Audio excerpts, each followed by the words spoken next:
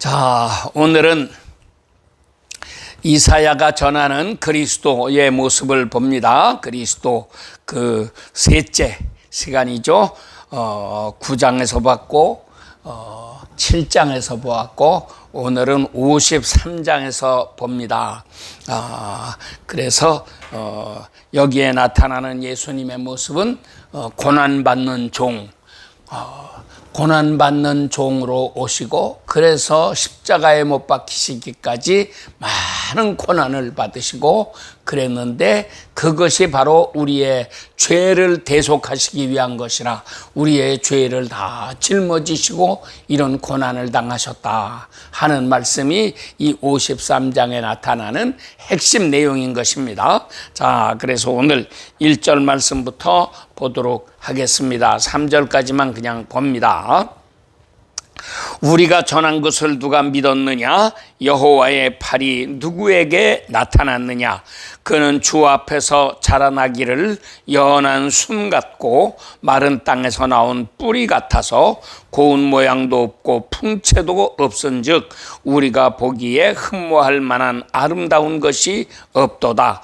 그는 멸시를 받아서 사람들에게 버림받았으며 간고를 많이 겪었으며 질고를 아는 자라. 마치 사람들이 그에게서 얼굴을 가리는 것 같이 멸시를 당하였고 우리도 그를 귀히 여기지 아니하였도다. 아멘.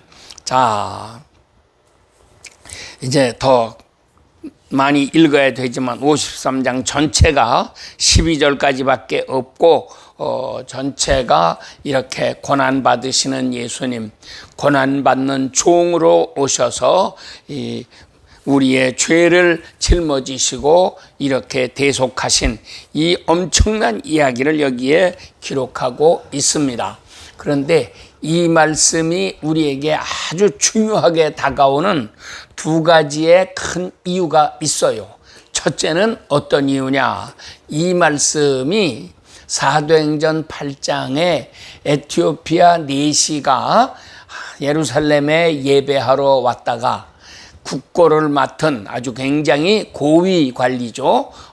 근데 이 사람이 예루살렘에 왔다가 돌아가는 길에서도 이분이 병거를 타고 이렇게 가면서 그냥 산천 구경이나 이렇게 하면서 가는 것도 아니고, 가면서 뭐 노래나 부르고 이렇게 가는 것도 아니고, 또 누구하고 같이 앉아서 잡담이나 하고 이렇게 갈 수도 있고 하는데, 그렇게 하지 아니하고 이분이 성경을 읽으면서 갔다 하는 이야기가 우리 마음에 큰 울림을 주지 않습니까? 그때는 사실 성경이라고 하는 것도 굉장히 귀한 때고, 성경을 전부 이렇게 양피지에다가 일일이 글자를 친히 써가지고 해야 되기 때문에 이 성경 한 권이라는 게 물론 창세기부터 다 있는 것도 아니고, 이분이 이사야서를 읽었는데 이사야서 전체 이게 66장까지 아마 그것도 다 있지도 않을 거예요. 이 이사야 66장까지만 해서 다 써놓는다고 할지라도 이걸 양피지에다 쓰면은 분량이 어마어마한 거거든요. 그러니까 아마 다 같지도 않고 왔는데 어떻게 해서 그런 성경을 가지고 왔었는지도 잘 모르겠지만, 이분이 자기 나라에 돌아가면서 그 병거에서 흔들리고 있는 이런 그 병거를 타고 덜커덕거리는 그런 속에서도 이분이 성경책을 펴고 이렇게 읽었다 하는 건 우리에게 깊은 울림을 주고 또 교훈을 주는 것입니다. 자, 그런데 어떤 말씀을 읽었느냐? 이 바로 오늘 이사야서 53장의 말씀입니다. 이분이 이사야서 53장의 말씀, 우리 같으면은 성경 읽어도 이게 얼마나 지루한 말씀입니까? 재미나는 무슨 역사 얘기도 아니고 옛날 소설책 같은 얘기도 아니고, 이게 도무지 암호 같은 소리예요. 뭐가 뭔지 도무지 알기가 어려운 이런 말씀을 쭉 이렇게 읽으면서 뜻도 모르면서 그러고 이제 읽으면서 가는 거죠. 그런데 이렇게 뜻도 몰라도 읽었다고 하는 사실이 중요한 거죠. 자, 그런데 갑자기 웬 사람이 불쑥 나타났습니다. 자기가 가는 그 병거에, 여기가 다 광야, 사막 땅이니까 무슨 요즘 우리가 볼 수 있는 것처럼 아스팔트 도로가 있는 것도 아니고요. 또 콘크리트 도로가 있는 것도 아니고 또 길을 잘 닦아놓은 그런 길이 있는 것도 아니고 이게 얼마나 험악한 길을 이렇게 덜커덩 거리면서 가고 있었을 텐데 그때에 웬 사람이 길가에 불쑥 나타났습니다. 원래는 그런 데에 사람이 나타날 수가 없는 곳이죠. 광야에 그 사람도 나타나려면 무슨 차를 타고 왔어야지 어떻게 나타났는지도 모르겠는데 웬 사람이 하나 불쑥 나타나가지고 자기가 이렇게 4시가 이렇게 성경책을 읽으면서 가니까 가까이 다가와가지고 대짜고짜 묻는 말씀이 당신이 그 읽는 것을 깨닫느뇨 하고 묻지 않습니까? 그러니까 이 사람이 생각할 때에 이게 대간절 웬 사람이 나타나서 묻는가 그렇게 생각이 됐을 거예요. 그런데 대간절 나 같았으면 대간절 당신 누구요? 당신은 어떻게 어디서 왔어? 어느 나라 사람이요? 뭐 그런 걸 왜 묻소? 뭐 이렇게 따지기도 했을 거예요. 그런데 이 에티오피아 내시는 전혀 그런 얘기를 하지 아니하고 겸손하게 말을 합니다. 나에게 가르쳐주는 선생님이 없으니 스승이 없으니 내가 이것을 어떻게 깨달을 수가 있겠습니까? 이렇게 대답을 하면서 청컨대 보아하니 당신은 보통 사람이 아니신 분 같은데 여기에 병거에 같이 올라타셔서 이 말씀을 좀 나에게 가르쳐 주십시오. 자, 얼마나 놀라운 사람입니까? 이런 하나님은 이 구스의 내시를 보시고 정말 기뻐하셨던 것 같아요. 그러니까 이 사람에게 빌립을 보내가지고 어떻게 보내셨는지 하여튼 하나님이 들어서 길가에다 갖다 던져놓으시고 이 사람을 기다리다가 오니까 떡 다짜고짜 묻는 것도 당신이 읽는 것을 깨닫느냐 물은 것도 무슨 빌립이 자기 생각으로 물은 것도 아니죠. 하나님께서 그의 입에 말씀을 주시니까 이렇게 물었지 않았겠습니까? 자, 그렇게 해서 병거에 같이 탔는데 그 에티오피아 내시가 이 말씀을 빌립에게 보여주면서 이 말씀을 보십시오. 이게 대간절 누구에 대한 얘기입니까? 나는 도무지 읽긴 읽어도 무슨 말씀인지 깨닫지 못하겠습니다. 53장만 그러겠습니까? 그 앞에 있는 50장, 51장, 52장까지는 아마 읽었는지 모르겠는데 그 말씀은 깨달았나요? 다 못 깨닫는 말씀이에요. 이거는 오늘날 이 21세기에 살아가는 최고로 공부도 많이 했다고 하는 대학을 나오고 교회를 수십 년 다녔다고 하고 교회에서 중한 직분을 맡아가지고 있다고 하는 사람들도 읽으면은 무슨 소린지를 도무지 깨닫지 못하는 이런 때인데 옛날 2000년 전에 저 에티오피아에서 온 내시가 자기가 알면 얼마나 알겠습니까? 모르는 거는 너무나 당연한 얘기죠. 그런데 이 사람이 이 빌립에게 이것을 질문했다, 물어봤다고 하는 것부터가 중요한 것이고 거기에서 아마 빌립도 몰랐을 거예요. 빌립이 언제 이사야서를 읽으면서 이 말씀을 전문적으로 공부를 하고 했겠습니까? 자, 그런데 그 구스 내시가 펴서 보여주는 이 이사야 53장에 있는 말씀을 볼 때 물론 그때는 장수나 절수 같은 것이 정해지지도 않았기 때문에 그것도 모르는 거죠. 그런데 이 말씀을 이렇게 보여주면서 이게 대간절 누구에 대한 말씀이냐 할 때 빌립은 성령의 가르치심을 받아가지고 이 말씀을 가지고 예수 그리스도 메시아가 오셔서 이런 고난을 받고 십자가에 못 박혀 죽으심으로 우리의 죄를 대속하시게 된다고 하는 이 가장 핵심적인 메시지, 십자가 사건에 있어서 가장 핵심적인 이야기를 이 내시에게 가르쳐 줄 수가 있었습니다. 이런 의미에서 이 말씀은 너무도 중요한 말씀인 것입니다. 그래서 우리가 이 말씀을 통해서 예수 그리스도가 누구신가 하는 것을 새롭게 잘 배울 수 있어야지 하겠습니다. 둘째로 이 말씀이 중요한 것은 오늘날 유대인들이 성경을 이렇게 쭉 읽어 나가다가 이 53장, 이사야 53장에 이르면은 이 사람들은 읽지도 않고 건너 뛰어간대요. 왜? 이게 자기들에게 찔림을 주기 때문에, 그리고 이해를 못하는 말씀이기 때문에 그런 되는 거예요. 이 말씀을 읽으면은 이건 그리스도인들이 말하는 그 그리스도인들의 주장에 동조하는 것으로 자기들은 여기기 때문에, 그래서 이 말씀을 건너뛰어가는 말씀이라는 것입니다. 그러니까 성경 어느 구절을 이 사람들이 건너뛰어가겠어요? 하나님 섬긴다는 유대인들이 구약 성경 어느 구절, 어느 장도 그냥 건너뛰지는 않을 텐데, 유독 이사야 53장에 있는 이 말씀만은 건너뛴다고 하는 것이죠. 그러니까 그것이 오히려 이 말씀이 얼마나 중요한가 하는 것을 반증하는 것입니다. 그 사람들에게 왜 예수님을 안 믿느냐 하고 물어보면 그 사람들은 그렇게 대답을 한다고 그래요. 기독교인들이 우리 유대인들을 얼마나 많이 박해한 줄 아느냐, 얼마나 많이 죽인 줄을 아느냐. 그래서 기독교 2000년의 역사를 그 사람들이 알고 배우고 해가지고 기독교인들이 자기 유대인들을 많이 죽이고 박해했다고 하는 것을 알기 때문에 기독교인들은 자기들의 원수라고 하는 거죠. 그래서 기독교는 절대로 안 믿겠다고 이렇게 반발을 하는데, 오늘날까지도 이 사람들은 아직 돌이키지 아니하고 이런 짓을 하고 있습니다. 자, 이렇게 한 것은 사실 유대인들을 많이 박해한 거는 우리 개신교에서 한 거는 아니죠.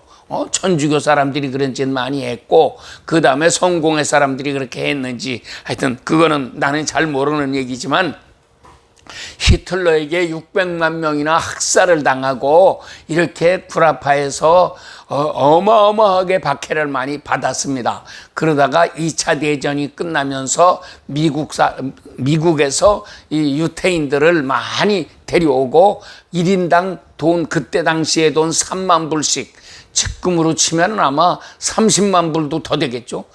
한 사람 구해오는데 이런 엄청난 돈을 주면서, 러시아에 그 돈을 주고서 그러면서 이 사람들을 빼왔습니다. 러시아도 아니고 소련이겠네요. 거기에다가 이렇게 엄청난 돈을 줘가면서 유태인들을 빼내서 미국으로 데려왔고, 이런 역사가 있었는데, 그것은 유태인들은 그래도 기독교는 개신교나 천주교나 똑같은 거 아니냐 이렇게 생각하고 있을지 모르겠어요. 그러나 마지막 때에 하나님께서 우리 한국을 들어가지고 저 사람들을 돕는 일을 많이 하시고, 특별히 이스라엘이 어려움에 있을 때, 이번에도 이스라엘이 이란을 공격해서 막 폭격을 할 때에 한국 무기들을 다 썼다고 그러지 않습니까? 그러니까 한국에 대해서는 참 고맙게 생각하고 가깝게 사귀고 싶어하고 혈맹으로 생각하고 이렇게 가까이 알고 있는데, 역시 이스라엘 선교도 우리 한국 사람들이 맡아야지만 한다. 다른 나라 사람들은 이스라엘의 선교도 제대로 하지 못하게 될 것이다. 그런 면에서 우리 한국 크리스찬들의 이 사명이 무겁고 또 중요한 것입니다. 자, 그래서 그런 의미에서 이 이사야 53장이 너무나 중요한 것입니다.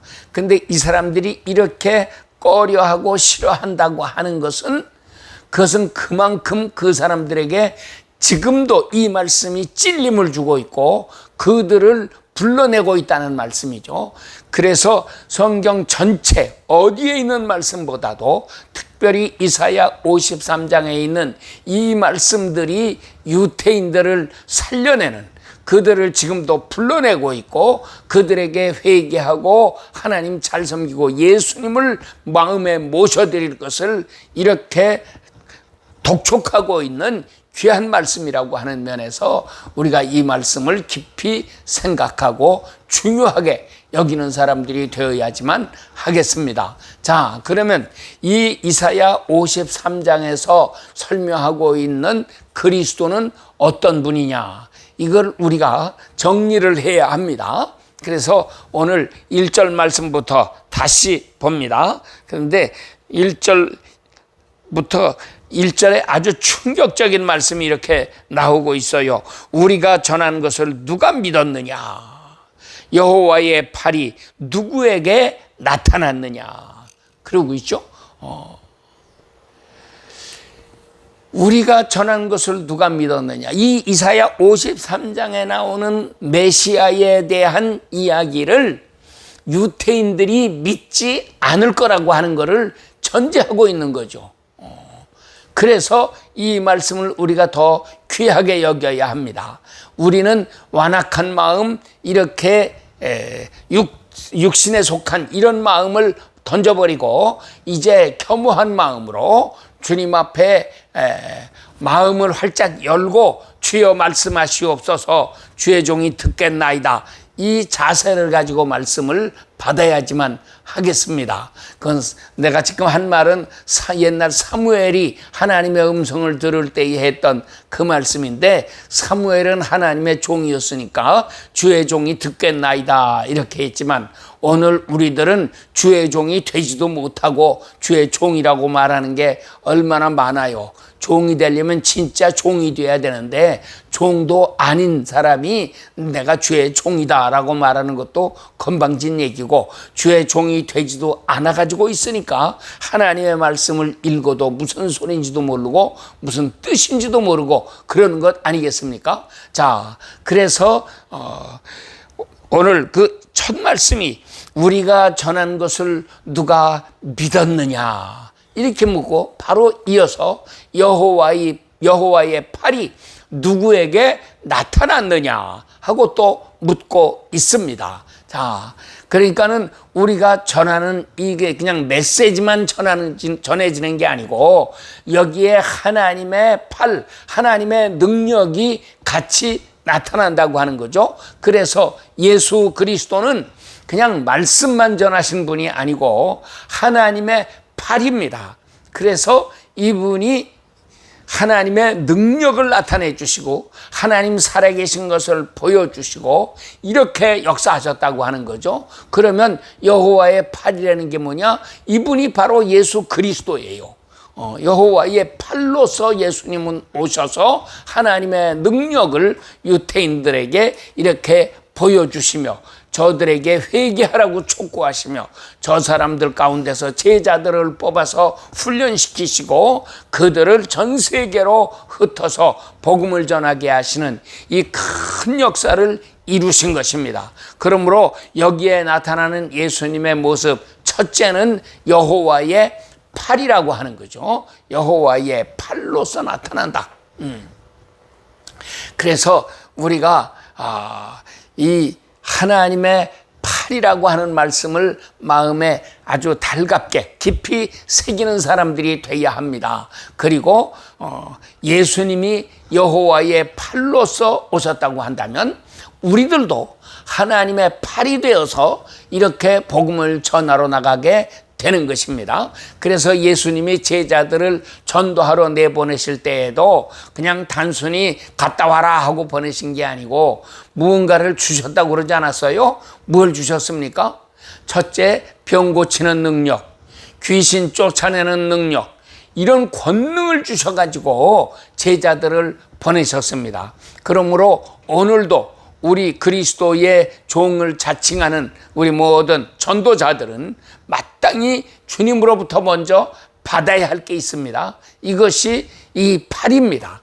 하나님의 능력을 받아가지고 우리도 하나님이 보내시는 그곳에 가서 놀라운 새 역사를 이루어 나가야지만 하겠다 하는 것입니다. 그래서 우리가 하나님의 능력 받기를 사모해야 합니다. 이것을 사도행전 1장 8절에서는 오직 성령이 너희에게 임하시면 이렇게 전제를 해놓고 그 다음에 너희가 권능을 받고 이렇게 말씀을 했어요. 하나님의 팔이 우리에게 나타난다고 하는 것입니다. 성령 받은 사람에게 하나님의 팔이 나타납니다. 능력을 행하십니다. 그래서 예수님께서 병자에게 안수하시면 벌떡벌떡 다 일어났던 것처럼 하나님의 팔이 우리에게 임하시면 우리도 나가서 복음을 전할 때에 이 병자가 일어나고 죽은 자가 살아나고 문둥이가 깨끗해지고 소경이 눈을 뜨고 하는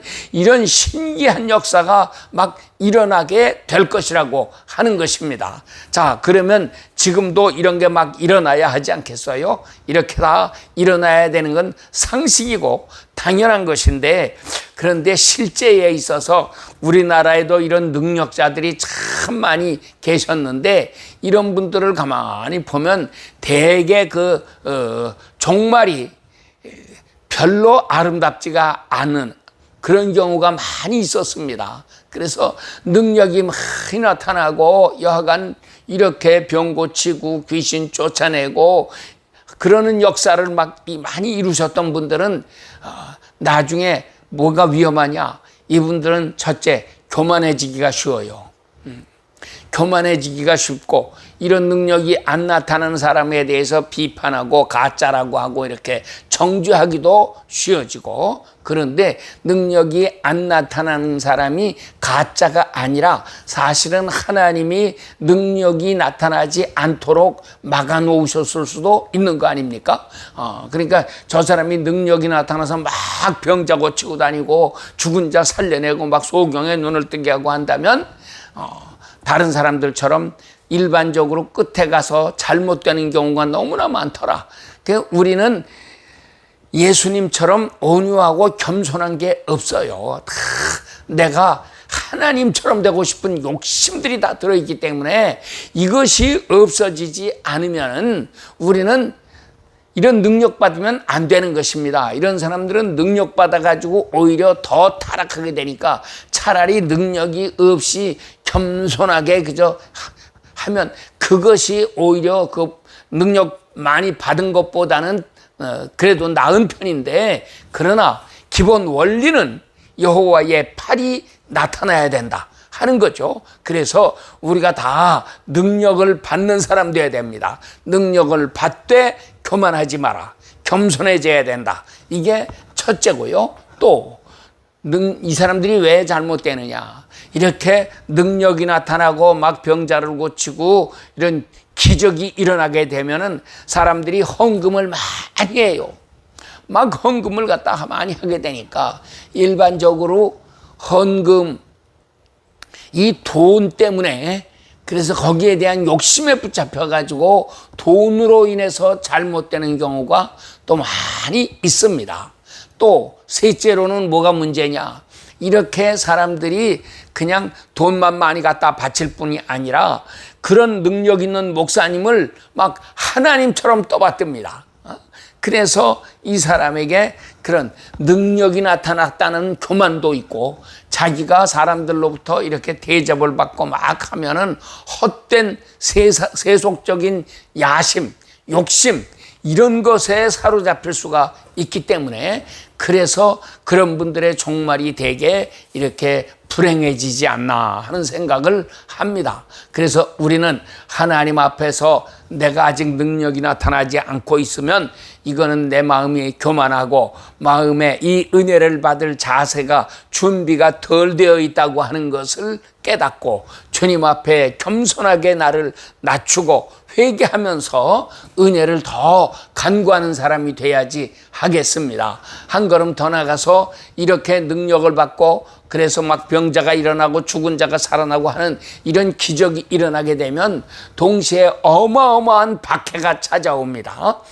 그래서 기본적으로는 그냥 2단이다 3단이다 하고 정죄하는 거기에서 시작을 해가지고 나중에는 완전히 하여튼 구렁텅이다 집어넣기 위해서 옛날 유대교 지도자들이 예수님이나 제자들을 그렇게 박해했던 것처럼 오늘날에도 성령 받고 능력 받은 목사님들에 대해서는 이 세상의 목사들이 자기들이 제일 잘난 척 해가면서 막 정죄하고 이렇게 박해를 해서 사실 은혜 받은 사람들을 숨도 못 쉬도록 만드는 이런 악한 짓을 많이 행하고 있습니다. 그래서 하나님께서는 정말 사랑하는 자들에게는 능력을 주셨어도 그 능력을 가지고 행하지 않도록 이렇게 막아 놓으시기도 하시고, 그렇죠? 또 어떤 사람에게는 능력을 줬다가는 너도 교만해지고 타락하기 쉽다. 그래서 일부러 안 주시는 수도 있고, 그래서 우리 목사나 우리 전도자들은 이 말씀을 통해서 깊이 깨닫고 하나님 앞에 더 겸손해지는 사람들이 되어야지만 하겠습니다. 이렇게 자기를 낮추고 이런 훈련이 되면 때가 되면 하나님이 불러주시죠. 그러니까는 옛날 모세도 젊었을 때는 하나님이 쓰시지 않고 모세가 80이 돼가지고 다 늙어서 나는 세상에서는 소망이 없다 할 때에 불러내시지 않습니까? 모세는 시편 90편에서 노래했어요. 우리 인간의 수명이 70이다. 혹시 건강하면 80까지도 산다. 그러니까는 모세 당시에도 나이가 80이라고 하는 거는 최장수한 사람입니다. 그 80 넘어가기가 쉽지가 않았어요. 물론 그 전에 옛날 아브라함 시대, 이삭, 야곱의 시대에는 100살도 훨씬 넘게 이렇게 살았지만 수명이 점점 짧아져 가지고 모세 때에 대해서는 80이면은 끝이다. 이런 정도로 했는데 모세는 그렇게 노래했는데 그렇게 이제 인간으로서는 땡 하고 종쳤어요. 이제는 살 만큼 다 산 사람입니다. 인간 폐물입니다. 그런 모세를 하나님이 찾아오셔서 불러내시고 그에게 능력을 주셨습니다. 모세가 40일 금식 기도를 2번이나 했어요. 자기 능력으로 했겠습니까? 천만의 말씀이죠. 하나님의 능력으로 하니까 이렇게 되는 거예요. 모세가 하루 종일 산 꼭대기에서 두 손을 들고 이 아말렉과의 전쟁에서 기도를 했습니다. 이게 자기 힘으로 이렇게 손을 들고 있었겠습니까?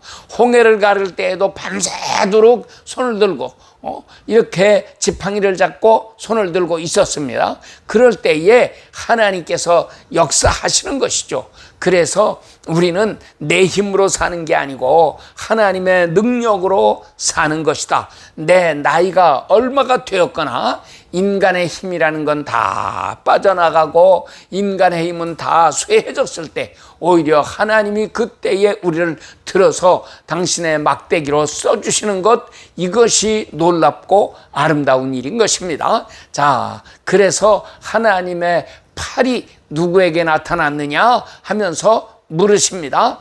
자, 그런데 모세도 이렇게 하나님의 말씀을 전했어도 바로가 하나님 말씀을 순종을 제대로 했습니까? 어떻게 하든지 안 들으려고 하다가 워낙 재앙이 많아지니까는 어쩔 수 없어서 굴복하고 결국 이스라엘 백성들을 애굽 땅에서 나가라고 해서 이렇게 나가게 됐죠. 그런데 그러면 이렇게 놀라운 하나님의 기적을 체험하고 능력을 체험한 이스라엘 백성들은 하나님 말씀에 순종을 잘했느냐? 그것도 아니죠. 천만의 말씀이에요. 광야 40년 사는 동안 계속해서 모세를 골탕 먹이고 힘들게 만들고 이랬던 자들이 누굽니까? 그것이 바로 유태인들, 이스라엘 사람들 아닙니까? 그러니까 우리가 전하는 것을 누가 믿었느냐? 하나님의 말씀을 전하는 모든 하나님의 종들에게는 이런 엄청난 고난이 있다고 하는 것을 우리가 먼저 기억해야지만 하는 것입니다. 자, 이렇게 해놓고 나서 그 다음에 이제 2절에 예수님에 대한 구체적인 설명을 합니다. 그는 주 앞에서 자라나기를 연한 순 같고, 이 말씀은 연한 순 같다고 하는 말씀은 예수님이 친히 말씀하시기를 나는 마음이 온유하고 겸손하니 그러신 거죠.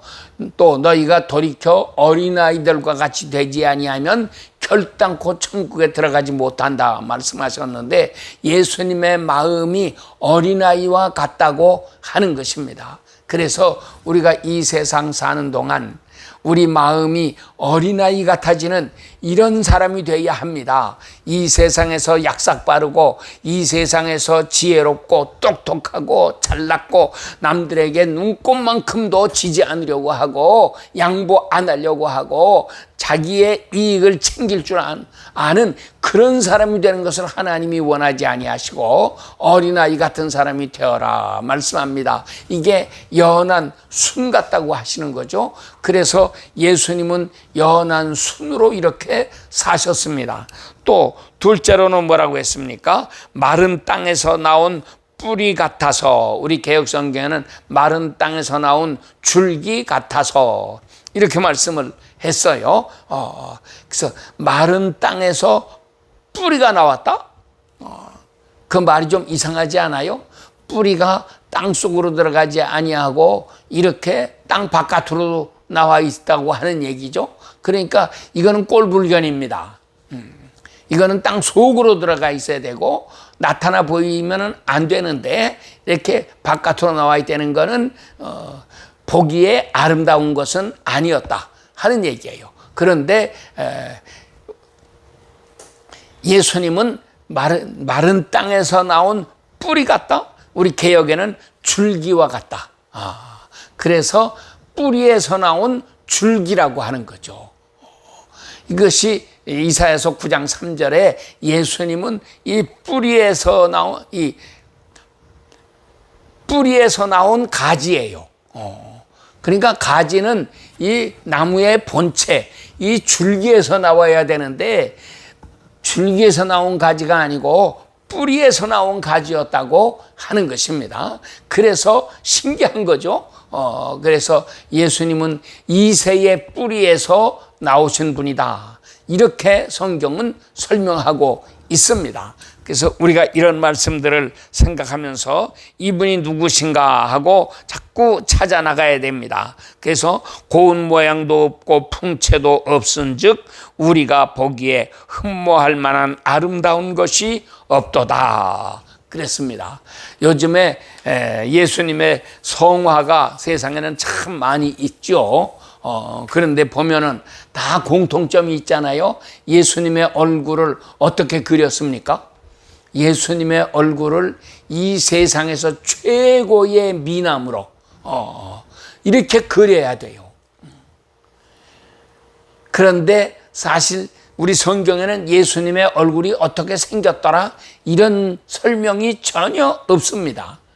또 그걸 누가, 그 당시에 예수님을 만난 사람들이 많이 있는데 예수님의 그 초상화 하나쯤은 누군가가 그려놓았을 법도 한데, 그려놓은 게 있는지 없는지는 몰라도 지금 우리에게 전해진 것이 없고 전해졌다고 해도 그거를 증명할 만한, 이 얼굴이 예수님의 얼굴이었다라고 증명할 수도 없고, 그러니까 우리는 예수님의 얼굴이 어떻게 생겼는지 알 수가 없어요. 그런데 성경은 뭐라고 말씀합니까? 예수님에게 그 얼굴이 아름다웠다고 말씀합니까? 천만의 말씀이잖아요. 그래서 예수님은 고운 모양도 없고 풍채도 없은즉 우리가 보기에 흠모할 만한 아름다운 것도 없었다. 이렇게 설명을 하고 있어요. 근데 오늘날 아까도 얘기했지만 현대인들은 예수님을 그릴 때에 약간 이 세상에서 가장 멋진 그런 미남으로 이렇게 얼굴을 그려놓고 하는데, 사실은 실제에 있어서 예수님의 얼굴은 미남은 아니었을 것 같다. 그러니까 오죽했으면은 예수님이 태어나실 때 마구간에서 태어나시고, 그래서 말 구유에다가 뉘어놓으시고 다 이러기까지 했겠어요? 그거는 예수님이 가장 비천한 자리에 내려오셨고, 얼굴도 멋지게 늠름하게 화려하게 막 광채가 나고 이런 모습으로 나타났었던 게 아니라, 인간들이 볼 때에는 아이고 저렇게 못생겼나 하고 이렇게 여겨질 정도로 그런 모습을 가지고 오시지 않았겠나 하는 생각을 하게 되는 것입니다. 여하간 예수님은 우리 인간의 상식을 뛰어넘어서 우리가 전혀 생각하지 못했던 그런 모습으로 겸비한 자세를 가지고 이 땅에 오셔서 우리의 이 구원의 사역을 이루신 것입니다. 인물이 잘나고 풍채가 당당하고 막 그랬으면 사람들도 함부로 대하지는 못했을 거예요. 그런데 사람들 눈에 보기에 만만하게 보이니까 예수님을 십자가에 그렇게 꽝꽝 못 박아 죽이기도 하고 이렇게까지 하지 않았을까요? 여하간 우리는 이 깊은 그 세계를 잘 알지 못하니까 단정적으로 이렇다 저렇다 말할 수는 없지만, 오늘 이사야 53장이 보여주고 있는 예수님의 모습은 이런 모습이었다고 하는 것입니다. 그 뒤에 있는 말씀은 우리가 다음 시간에 또 이어서 좀 더 설명을 하도록 이렇게 하겠습니다. 자, 오늘 마치고 기도합니다.